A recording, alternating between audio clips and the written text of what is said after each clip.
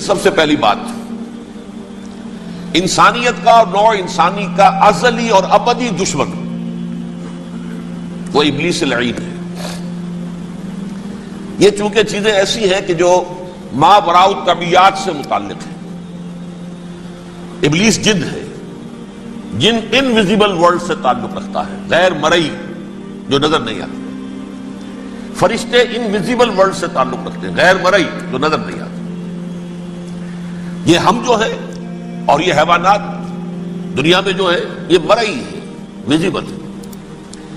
آج کا عام ذہن جو انسان کا بن چکا ہے، سائنٹزم جسے کہا جاتا ہے، سائنسی نقطہ نظر، اس کا عام لوگوں پر بھی اثر یہ ہوا ہے کہ جو انویزیبل ورلڈ ہے اس کی باتوں کی طرف توجہ نہیں کرتے۔ ہاں عقیدہ تو ہے کہ ہے، جن بھی ہے، فرشتے بھی ہیں، لیکن کوئی ان کی اہمیت ہماری نگاہوں میں نہیں۔ ساری نگاہیں مرکوز ہے visible world, physical world. Meta physics کا تو مضمون بھی اب سمجھ رہے ہیں کہ ختم کر دینا چاہیے، یونیورسٹیز سے فلسفے کے ڈپارٹمنٹس ختم ہو رہے ہیں، کیا ضرورت ہے اس کی؟ اصل شے یہ دنیا ہے، یہ عالم ہے، یہ کائنات ہے، یہ مادہ ہے، یہ حیات انسانی، حیات دنیاوی ہے۔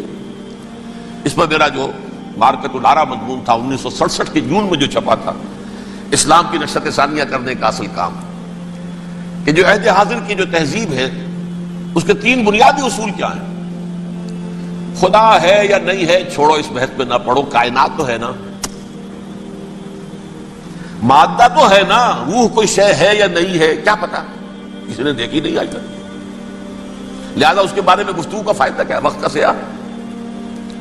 عالم آخرہ کوئی ہے یا نہیں ہے کیا پتا، کس نے آ کے بتایا مرنے کے بعد، لہذا اس بحث میں نہ پڑھو، یہ عالم دنیا تو ہے نا، اٹس ویری مچ پریزنٹ، لہذا ساری توجہ اس پر صرف کرو۔ تو خدا کے مقابلے میں کائنات پر توجہ، روح کے مقابلے میں مادے اور جسم پر توجہ، حیات اخروی کے مقابلے میں حیات دنیاوی پر توجہ۔ یہ ہے اصل میں کرکس آف دی میٹر، اس تہذیب جدید کا خلاصہ یہ۔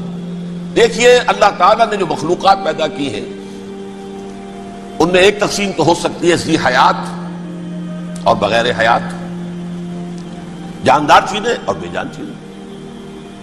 بے جان چیزیں بے شمار، یہ تمام فلکیات، یہ پوری کائنات، یہ زمین، یہ پہاڑ، یہ شجر و حجر، کیا؟ لیکن ایک ہے جاندار۔ ان جانداروں میں ایک تقسیم ہے، 2 کا تعلق غیر مرئی دنیا سے ہے، انویزیبل ورلڈ سے۔ فرشتے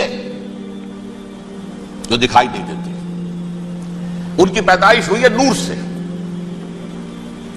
دوسرے جنات جو انسانوں سے پہلے پیدا کیے گئے، آدم سے پہلے، وَالْجَانَّ خَلَقْنَاهُ مِن قَبْلُ مِن نَارِ السَّمُومِ، جنات کو تو ہم بہت پہلے پیدا کر چکے تھے آگ کی نور سے، وہ بھی نظر نہیں آتے۔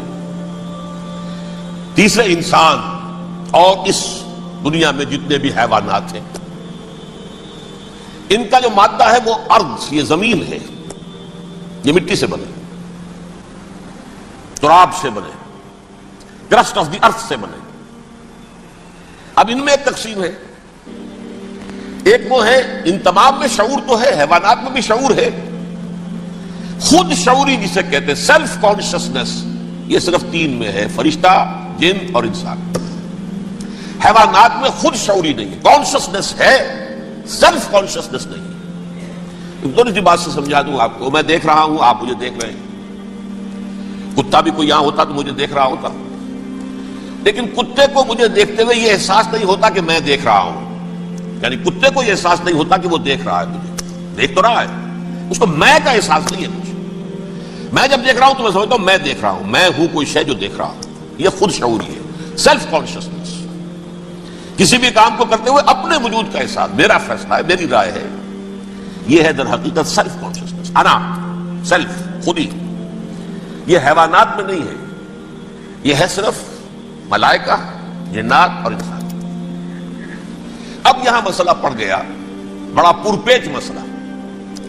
اللہ تعالیٰ نے پہلے ثانی ارواح کو پیدا کیا نور سے، پھر ناک سے پیدا کیا، نار سے، آگ سے جنات کو، پھر مٹی سے بنایا، آدم کا حیولہ، اس میں روح پھونک دی، اب آدم بن گئے۔ اعلان یہ کر دیا کہ خلافت عرضی جو ہے وہ آدم کو عطا کی جا رہی ہے. یہ پیش پڑ گیا. اس پر تھوڑا سا اشکال تو فرشتوں کو بھی ہوا. قرآن میں ہے سورہ بقرہ کے 4 رکوع میں اتجعل فیہا من یفسد فیہا ویسفک الدماء ونحن نسبح بحمدک ونقدس لک. پروردگار اس آدم کو تو خلافت دے رہا ہے، زمین کے اندر اختیار دے دے گا، یہ تو فساد کرے گا، خونریزی کرے گا، ہم تیری تسبیح و تحمید میں لگے ہوئے ہیں، جو بھی حکم ہو ارشاد ہو ہم بجا لاتے ہیں، تو ضرورت کیا ہے؟ اس کا جواب اللہ نے دیا انی اعلم ما لا تعلمون. میری مشیت، میری حکمت وہ میں ہی جانتا ہوں، ضروری نہیں کہ تم اس کو شیئر کر سکتے. لیکن یہ جنات میں سے ایک جن تھا عزازیل. اب دیکھیے کہ جنات کو ایک قرب حاصل ہے ملائکہ کے ساتھ. کیوں؟ وہ نور سے پیدا کیے گئے، یہ نار سے پیدا کیے، کتنا قرب ہے دونوں میں. انسان پیدا کیا گیا مٹی سے، مٹی انرٹ ہے، آگ بھڑکتی ہے، اوپر اٹھتی ہے، شعلہ زنگ ہوتی ہے، انرجی ہے اس میں. نور اور نار میں بڑا قرب ہے. اور عربی کے ایک قاعدے سے تو یہ ایک ہی لفظ ہے، مادہ ایک ہی ہے، حروف علت جو ہے ایک دوسرے کی جگہ آ جاتی. یہ قرب ہے، اگرچہ زمین و آسمان کا فرق ہے دونوں. فرشتہ نور سے پیدا کیا گیا ہے، وہ پاک ہے، وہ اللہ کے کسی حکم کی خلاف ورزی کر ہی نہیں سکتا. لا یعصون اللہ ما امرہم ویفعلون ما یؤمرون. وہ جو بھی اللہ تعالیٰ حکم دیتا ہے اس کی کوئی معصیت نافرمانی نہیں کرتے، بلکہ جو حکم لیا جاتا مان لیتے. ذرا سا اشکال ہوا تھا، پوچھ لیا، جواب مل گیا، خاموش ہو گئے بس. لیکن عزازیل نامی ایک جن تھا جو ایک تو جن ہونے کی نسبت سے فرشتوں سے کچھ نہ کچھ مماثلت تھی، قرب تھا. دوسرے یہ علم میں، زہد میں، عبادت میں اتنا اونچا تھا، اتنا اونچا تھا، اتنا اونچا تھا کہ یہ ملائکہ ہی کے صف میں شامل ہو گئے. اس نے علم بغاوت بلند کر دیا. جب حکم دیا گیا کہ سجدہ کرو آدم کو، اب یہ دیکھیے کس قدر یہ اہم مضمون ہے. اور آپ سوچ رہے ہیں یہ باتیں آج پہلی مرتبہ ہمیں اس طرح سنائی جا رہی ہیں. یہ باتیں تو علم میں آتی نہیں ہمارے. وجہ کیا ہے؟ آپ کو دلچسپی نہیں ان چیزوں سے. جدید تہذیب نے ان چیزوں کی اہمیت کو زیرو کر دیا. قرآن میں اہمیت کا کیا عالم ہے؟ 7 جگہ یہ مضمون قرآن میں آیا ہے کہ فرشتوں کو ہم نے حکم دیا سجدہ کرو آدم کو، سب نے سجدہ کیا. فسجد الملائکۃ کلھم اجمعون، سارے کے سارے، کل کے کل، سب نے مل کر سجدہ کیا آدم کو. اللہ کے حکم سے فوراً تعمیل کر دی. الا ابلیس ابا واستکبر وکان من الکافرین. ابلیس نے نہیں کیا، انکار کیا، استکبار کیا، گھمنڈ کیا. اور اس کو سورہ کہف میں بیان کر دیا گیا. یہ اس لیے کہ وہ اصل میں جنات میں سے تھا، اگرچہ شامل تو تھا فرشتوں میں اس وقت. کان من الجن ففسق عن امر ربہ، وہ اصل میں جنات میں سے تھا. اس وجہ سے وہ اپنے رب کے اس فیصلے کے خلاف کھڑا ہو گیا. سرکشی تھی اس میں. یہ معاملہ اتنا اہم ہے. اب آپ سمجھیے کہ 7 مرتبہ سورہ بقرہ، سورہ اعراف، سورہ حجر، سورہ بنی اسرائیل، سورہ کہف، سورہ طٰہٰ، سورہ صاد، 6 مکی صورتوں میں ذکر ہے یہ، اور ایک مدنی صورت سورہ بقرہ. ان میں سے اکثر مقامات پر پھر جب اللہ نے کہا کہ اچھا تم نے یہ سرکشی کی ہے اور ہمارے حکم کی خلاف ورزی کی ہے تو یہاں سے نکل جاؤ، دفع ہو جاؤ، تم مردود ہو، مردود ملعون. ان علیک لعنتی الی یوم الدین، اب تجھ پر لعنت رہے گی میری قیامت کے دن. اس نے کہا اچھا پروردگار پھر مجھے ذرا مہلت دے دے، رب فانظرنی الی یوم یبعثون، قیامت تک میری زندگی طویل کر دے. فذهب فإنك من المنظرین، کہہ دیا اچھا جاؤ، تمہاری یہ درخواست بھی ہم نے قبول کی. انہوں نے کہا پروردگار اب میں اس آدم کو بھی گمراہ کر کے چھوڑوں گا اور آدم کی نسل کو تباہ کر کے چھوڑوں گا. انتہائی شدید چیلنج کے انداز میں یہ قرآن مجید میں 4-5 مرتبہ مضمون آیا ہے. میں نے صرف 2 جگہ سے آپ کو اس وقت کوٹ کر کے سنایا تھا. سورہ اعراف میں اللہ تعالیٰ فرماتے ہیں قال، اس پر ابلیس نے کہا فبما اغویتنی، تو اے رب جو تو نے مجھے گمراہ کیا ہے، مجھے دلیل کر دیا، مجھ پر فوقیت دے دی اس کو. انا خیر منہ، میں اس سے بہتر ہوں. خلقتنی من نار وخلقتہ من طین، بنایا تو نے مجھے آگ سے اور اس کو بنایا مٹی سے. پھر مجھ سے مطالبہ کہ میں سجدہ کروں، اور میں نے سجدہ نہیں کیا تو تو نے مجھے ملعون قرار دے دیا. قال فبما اغویتنی لاقعدن لهم صراطک المستقیم، اب میں یہ نسل آدم کے لیے اس کو برباد کرنے کے لیے تیری سیدھی راہ کے اوپر گھاٹ میں بیٹھوں گا، سیدھے راستے پر چلنے نہیں دوں گا۔ ثم لآتینہم من بین ایدیہم، پھر میں ان پر حملہ آور ہوں گا ان کے سامنے سے بھی، ومن خلفہم ان کے پیچھے سے بھی، وعن ایمانہم ان کے داہنی جانب سے بھی، وعن شمائلہم ان کے بائیں جانب سے بھی، ولا تجد اکثرہم شاکرین، اور تو دیکھے گا کہ ان کی اکثریت تیری شکر گزار بندوں پر مشتمل نہیں ہوگی۔ یہ چیلنج تھا، اور ایک چھوٹا سا چیلنج جو سورہ صاد میں آیا ہے، اور یہاں تو اس نے اللہ کے جلال کی قسم کھا کر کہا، قال فبعزتک لأغوینہم اجمعین، اے رب تیری عزت تیرے جلال کی قسم ہے میں ان سب کو گمراہ کر کے چھوڑوں گا، الا عبادک منہم المخلصین، سوائے ان میں سے وہ کچھ لوگ جنہیں تو خالص اپنا بندہ بنا لے، جنہیں تو اپنا بندہ بنا لے۔ مخلص، مخلص نہیں، مخلص یہ مفعول ہے، فاعل نہیں ہے، جسے تو بنا لے۔ بعض لوگوں کو اللہ چن لیتا ہے، ہو اجتباکم، تمہیں چن لیا ہے، استفاء اجتباء، وہ بچیں گے جن کو تو اپنی خاص امان میں لے لے گا، باقی میں سب کو گمراہ کر کے چھوڑوں۔ یہ ہے اصل دنیا میں نوع انسانی کا ابدی دشمن، ازلی سے ابدی تک۔ اور اس میں نوٹ کیجئے کہ اس کی اصل بنیاد کیا ہوئی؟ دو لفظ، تکبر اور حسد۔ استکبرا، تکبر کیا، انا خیر منہ، میں اس سے بہتر ہوں۔ یہ ساری بس کی گانٹھ یہی ہے، سب سے بڑی گمراہی کی وجہ یہی ہے۔ اسی لیے کہا ہے حدیث میں، لن يدخل الجنہ من کان فی قلبہ مثقال حبۃ من کبر، جنت میں ہرگز وہ شخص کبھی بھی داخل نہیں ہو سکے گا جس کے دل میں رائے کے دانے کے برابر بھی کبر ہے۔ تکبر سب سے بڑا جرم ہے۔ الکبر ردائی، اللہ فرماتا ہے یہ تکبر یہ تو میری چادر ہے۔ کوئی شخص تکبر کرتا ہے تو گویا میری چادر گھسیٹ رہا ہے میرے کندھے سے۔ عرب میں کسی شخص کی توہین کرنی ہوتی تھی تو اس کی چادر گھسیٹتے تھے، ننگا کر دیا گویا کہ یہ میری ردائی ہے، الکبر ردائی، یہ میری چادر ہے، یہ جامہ مجھے زیب دیتا ہے، مجھ پر راستہ آتا ہے۔ اور حسد، آدم کو جو برتری عطا ہو گئی اس حسد کی آگ میں وہ جل رہا ہے اور اس کا انتقام لینا چاہتا ہے۔ آدم سے بھی، آدم کو بھی گمراہ کیا، جنت سے نکلوایا، ویسے نکلنا تو انہیں تھا ہی مشیت اذنی میں، لیکن فوری طور پر اللہ کے حکم کی خلاف ورزی تو کروائی نا۔ فعصى آدم ربہ فغوى، آدم نے اپنے رب کے حکم کی نافرمانی کی اور گمراہ ہوا عارضی طور پر۔ یہ دوسری بات ہے، توبہ کر لی، اللہ نے توبہ قبول فرما لی، معاف کر دیا۔ کوئی مستقل جو ہے وہ نسل انسانی پر اس گناہ کا اثر متوارث طور پر نہیں آ رہا ہے، ختم ہو چکا معاملہ، ہوا تھا ہو گیا۔ فتلقى آدم من ربہ کلمات فتاب علیہ انہ هو التواب الرحیم۔ اور توبہ کی شان یہ ہے جب وہ قبول ہو جائے اللہ کی جناب میں، کیا تائب من الذنب کمن لا ذنب لہ، گناہ سے توبہ کرنے والا ایسے ہوتا ہے جیسے اس نے کبھی گناہ کیا ہی نہیں تھا۔ لیکن بارہ کو گمراہ کرنے میں کامیاب ہو گیا، حضرت آدم اور حوا کو بھی، اور نوع انسانی کی عظیم اکثریت، عظیم اکثریت، عظیم اکثریت اس کے داؤ میں آئی ہوئی ہے نہیں۔ کتنے ہیں وہ عباد اللہ المخلصین، الا عبادک منہم المخلصین، کتنے ہیں جو واقعتاً خالصتاً اللہ کے بندے بن گئے، جنہیں اللہ نے اپنا بنا لیا، اپنا قرار دے دیا۔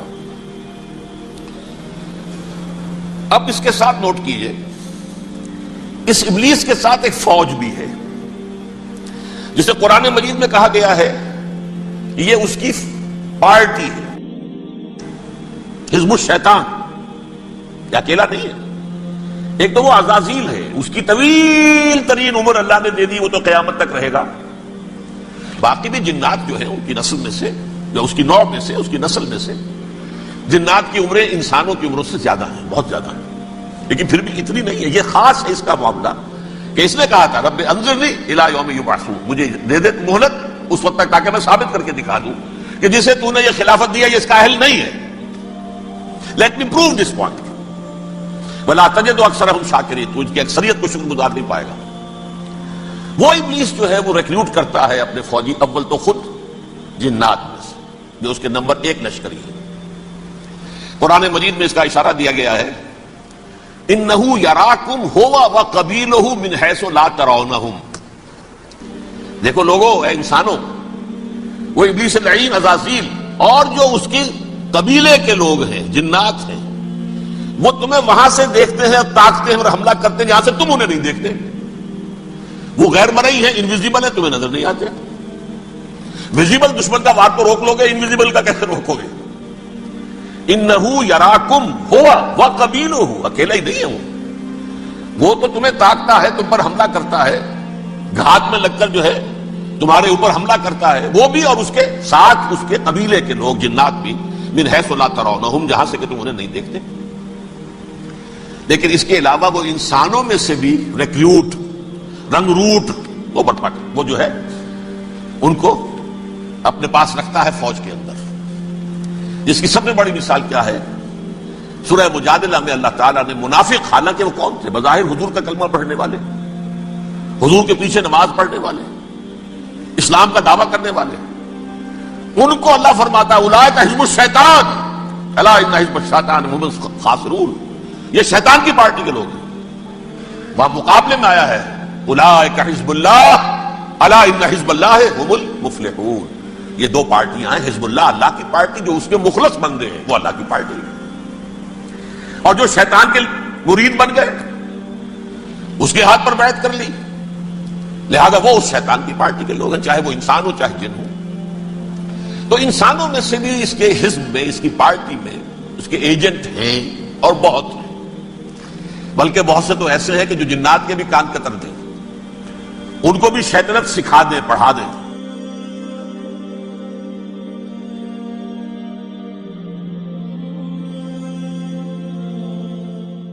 پہلا رب نو یار دا شوق ہویا,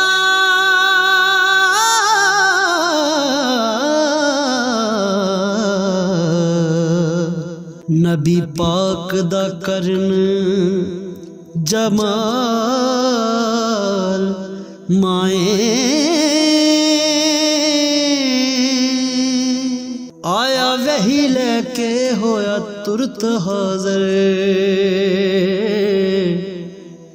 تے لیا یار نے یار نو پال مائیں. جس دم یار پیارے بچھڑے, کون رووے تھوڑا, سب روگاں دا روگ محمد,